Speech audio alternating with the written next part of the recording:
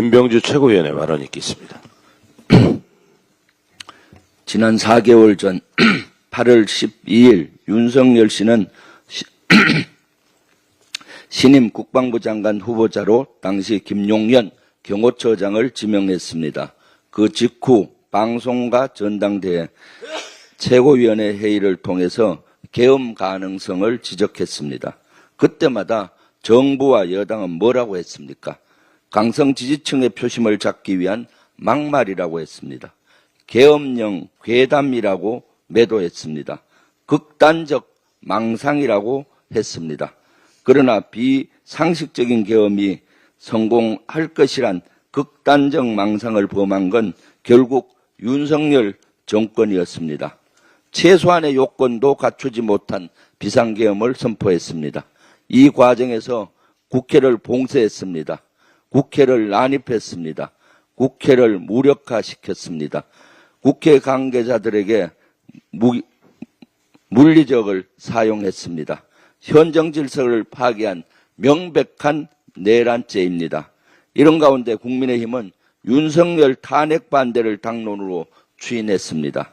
국회를 점령하려고 한 내란 미수 범죄 행위에 국회의원이 동조한 겁니다. 국민의힘 스스로를 향해 총칼을 겨누는 것과 마찬가지입니다. 국민의힘 스스로 내란죄 부역자가 되겠다는 선언입니다. 절대 용납할 수가 없습니다. 국민의 심판을 받게 될 것입니다. 계엄군은 또 다른 헌법기관인 선거관리위원회에도 침투했습니다. 국민의 뜻을 모으는 민주주의 꽃이라고 하는 선거와 정당에 관한 업무를 하는 선관위까지 통제하려고 한 이유가 대체 무엇입니까? 설마 여론조사 조작에 깊이 관여한 게 찔려서 도저히 빠져나올 수 없어서 미리 증거를 없애려고 했던 겁니까? 이번 12월 3일 계엄 사태를 통해 우리는 확인했습니다. 윤석열 씨는 자신과 배우자에 대한 방탄, 정적 제거와 전 정부 죽이기, 그 외에는 아무런 관심이 없습니다. 국정을 운영할 능력도 자격도 없습니다. 어린 나이에게 권총을 맡긴 것과 무엇이 다르단 말입니까? 국민은 불안합니다. 직무를 정지시켜야 합니다. 또 언제 어느 때 계엄을 선포할지 모릅니다. 북한과의 전쟁을 유발, 비상계엄 요건을 인위적으로 만들어낼 수도 있습니다. 정부와 여당은 또 극단적 망상으로 치부할 셈입니까? 더 늦기 전에 막아야 합니다. 후퇴하는 대한민국을 멈춰 세워야 합니다. 윤석열 탄핵에 동참하는 것이 그 시작입니다. 국민의힘 의원들의 현명한 판단을 기대합니다.